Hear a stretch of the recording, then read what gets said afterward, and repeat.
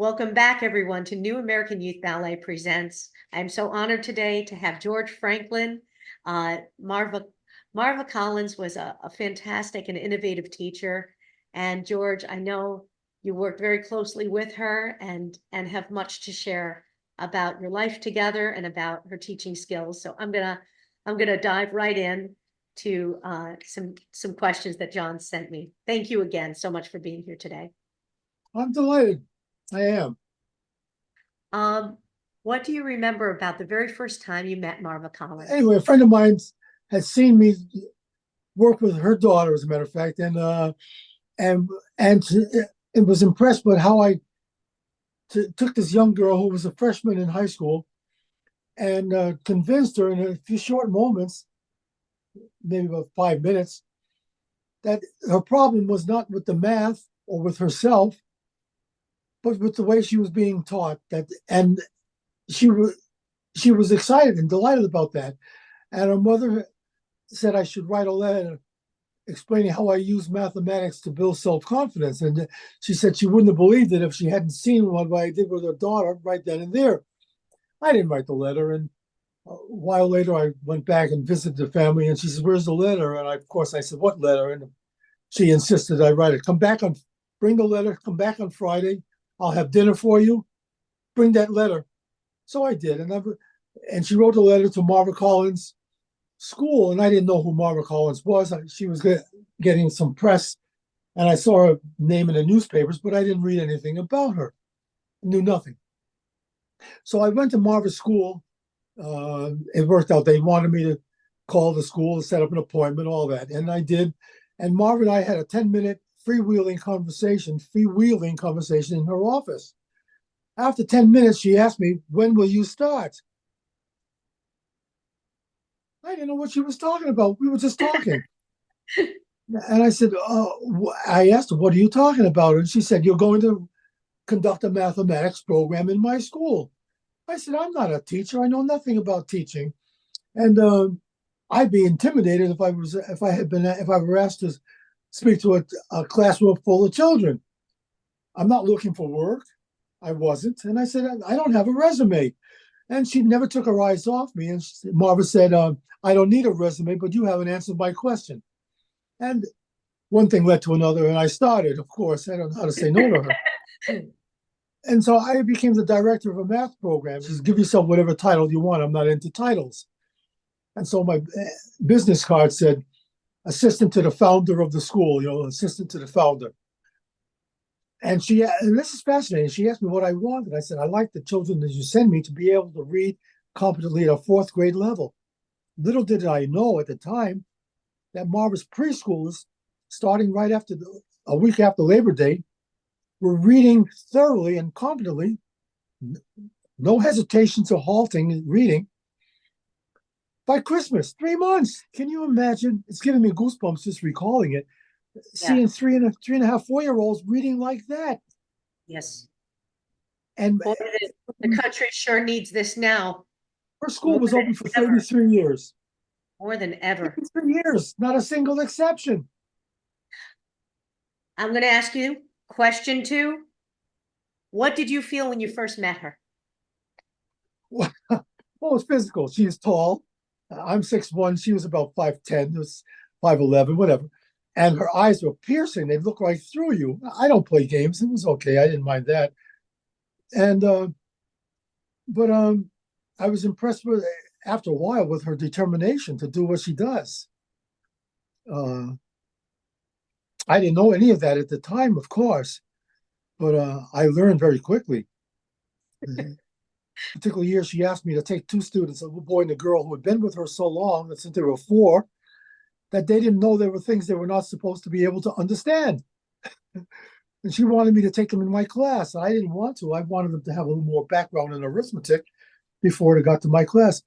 My class was titled, by the way, College Preparatory Math was the name of my course, in an elementary school setting. Wow. And the majority of the students were less than 8 years old. They were less than 4th graders. Wow.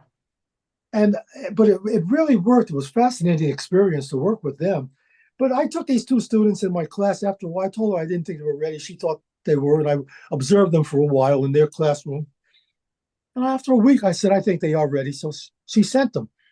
Well, they became a challenge to the older eighth graders who were in my class, who were chronological eighth graders, who were offended intellectually by the Oh, fact that wow. these children They do so were much. quick learners, and they would retain material. They wouldn't. They, most students will. You taught that last week. You don't expect me to have learned to have memorized it. So, yes, I do. And I would give them, if you wanted. This is something I would say almost every year. What you're suggesting is that you're going to have a trailer truck with a library in it, and anytime somebody asks you a question, you're going to run out, since you haven't memorized anything, you're going to run out to the trailer and find a textbook that you can download an answer for them. That's not very practical, obviously. But you know what? I just read something recently that Einstein was asked by one of his colleagues, he was a professor, and he was asked, what's the speed of sound? And he said, I don't know. And his colleague said, you're Einstein. How can it be that you don't know what the speed of sound is?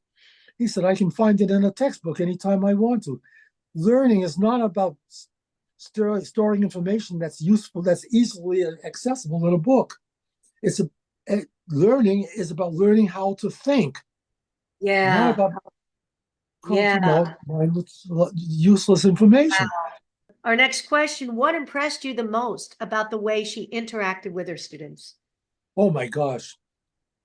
She interacted with her students, and I learned from her that before you can teach anything, before you can have anything going on in a classroom setting, you have to build a relationship with the child.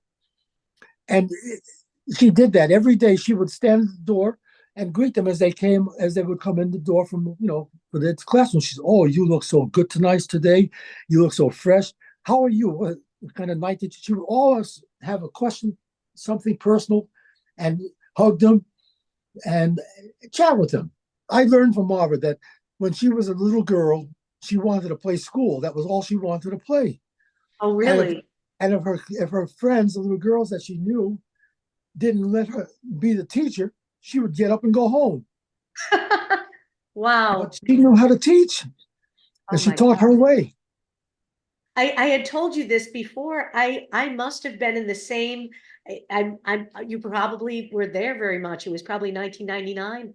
Eckerd Salute to Women. She was the keynote speaker, and I remember hearing her speak and seeing her, and she's like my hero as a teacher. Just somebody who just genuinely loves it and loves her students and wants them to achieve. In the 24 years that I knew Marva, not once did she read a speech or even lecture with notes in her hand or on the. It was always. And she said, "I don't know what I'm going to say until I say the first two or three sentences." Wow. And she always got standing ovations. Oh, I bet. I bet. And the largest audience was in Indianapolis. I believe there were 45,000 people in the audience at the Wow. Superdome. Oh And my gosh. it was the ceiling, the roof was opaque. You could see out. Was And she nervous? daylight, you could see the audience because it was, fresh daylight was coming in through the roof. And you could see all the way up this huge athletic arena, was for all kinds of Superdome sports. 45,000 people to hear her. 45,000 people in the audience. Wow. And you could see all their shirts and the movement, Oh, wow. and Was she nervous? no, she would speak I'm extemporaneously. imagining that many people, that's amazing. You know, 45-minute speeches. And in that, she wow. spoke in that month, she spoke to 145,000 people, something like that, only on the weekends. But Yeah. anyway, and she would ask me before we got to where we were sitting, how did I do? And in all those 24 years, she left me spellbound and with goosebumps on my eye. She was just stunning. And look at me. I was always so in awe of what she had said. I learned every time she spoke. And then she would shrug her shoulders like that. And she would say, I don't know, I could have done better. what do you personally observe about her young students felt about her? Wow. It was like a family. Um, they would come in the mornings and they would tell Miss Collins, you know what happened yesterday? You know what I did on the weekend? And they would always come in and share, but she would always greet the children with a big hug at the mornings when we were there. Of course, if she were away, we were away. But she would always greet them and talk to them about what they were doing and how their lives were, it was always personal. It was very, very, but I can tell you several things that never occurred in our school. Teachers didn't yell at students. Mm. You didn't have that kind of thing going on. Sit down. I've heard teachers say, sit down, shut up. Don't call my name the rest of the day. Or if she had chastised the student, put your hand down. I don't want to hear from you today. None of that went on. It was the teachers. We didn't have a lunchroom in the school. Teachers were required to have lunch with their students. To build Now, so we didn't have a teachers' lounge. Teachers would eat with their students at lunchtime. It was bonding. There was a fascinating story written by Leo Tolstoy. It's titled "The Three Questions." Tolstoy wrote a lot of books. A lot of people know some of his books, but he wrote a lot of short stories for children. And one of them is The Three Questions. It's an excellent story about a king who had three questions. I'll come back to what those two questions were. And he asked every one of his court, the nobles and the lords and the earls and the lower aristocracy, the upper, all of those people. And none of them gave him satisfactory answers. So he had heard that there was a hermit who lived in the woods, a very solitary, lonely life. But this hermit was very, very wise. So he took his armed guard and he told his guard, stay here. I'm going to go through the woods to the hermit's house. And he went and he asked the hermit the three questions. And the hermit never spoke to him, never answered the questions. But over the period of time that he spent with the hermit, as the hermit said to him, you already have the answers. And the three questions were, what's the most important time? Who's the most important person in the world? And what's the most important thing to do? Wow. Well, the most important time is now. And the most important person in the world is the person that you are with at that very moment. And the most important thing is to do good. But Marva would teach it, and it shocked me when I heard her. She was telling the children, you're the most important person in the world, each of you.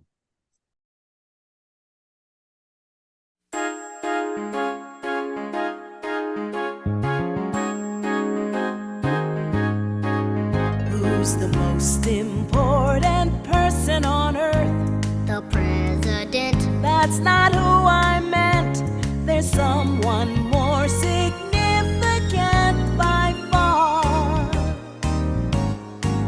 Who's the most important person on earth? Muhammad Ali. Well, I'm sure he'd agree, but there's someone with a brighter, higher star.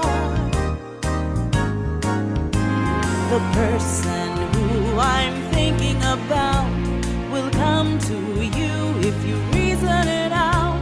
The answer's at your fingertips and right in front of your nose. Who's the most important person on earth? Diana Ross. No, she's not the boss. Her golden records can't outshine my choice. Who's the most important person on earth? Sylvester Stallone. Well,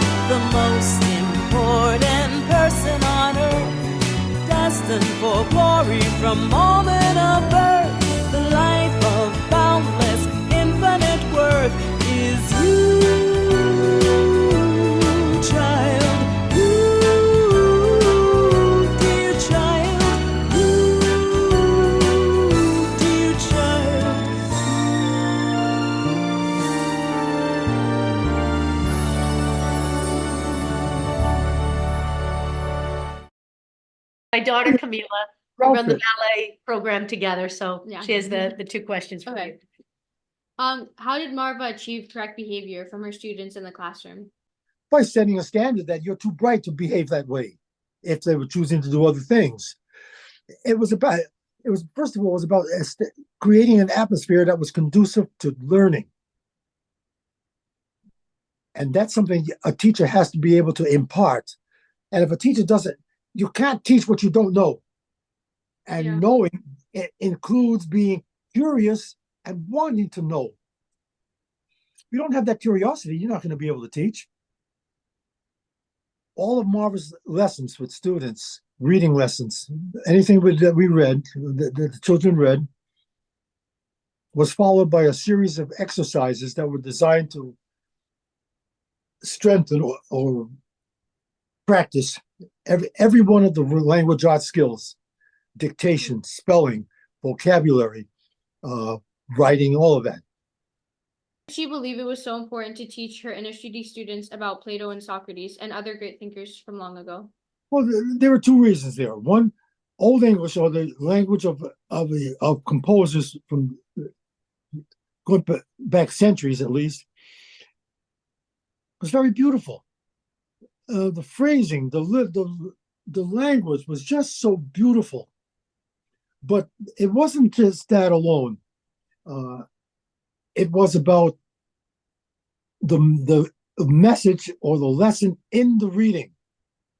Marva, all of her lessons, everything she chose to be read, had a moral, ideal, a concept that was worth internalizing. Marva referred to them as character building traits. And one day I said to Marva, I refer to them, when I refer to any of those, what you teach, and you call them character building traits, I call them the threads that hold societies together: honesty, integrity, friendship, loyalty, industriousness. And Marva said, I like that. And after a few weeks, she came back to me and she asked me, Georgie, can I use that in my speeches? And I said, of course. But before you do, let's talk about a license fee, and we laughed about that. But think of it.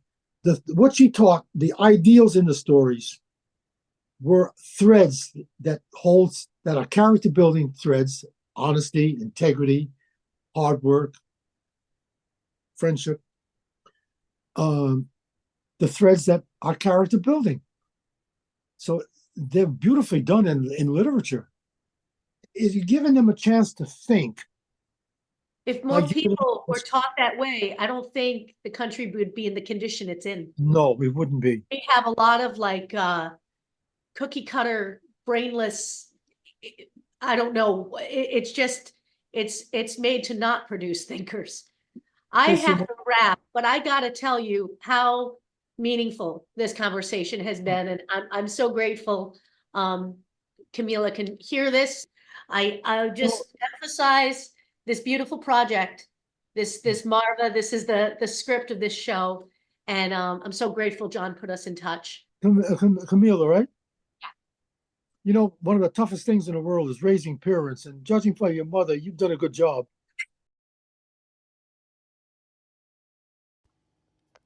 Special thanks to George Franklin for taking the time to share all these wonderful memories and years he spent with Marva Collins. And now, let's go on a musical journey with some excerpts from the show, Marva.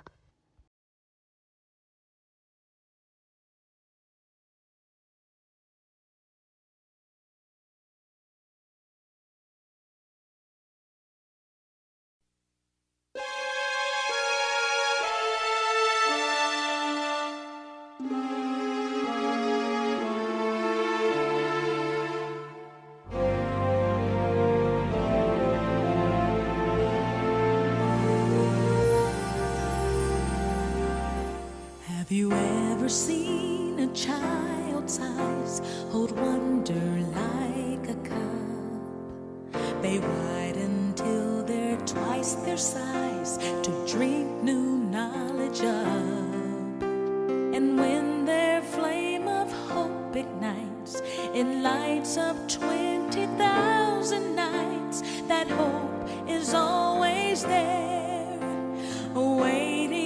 just one teacher to care. That's why I teach, why I preach, why I stretch my soul and reach.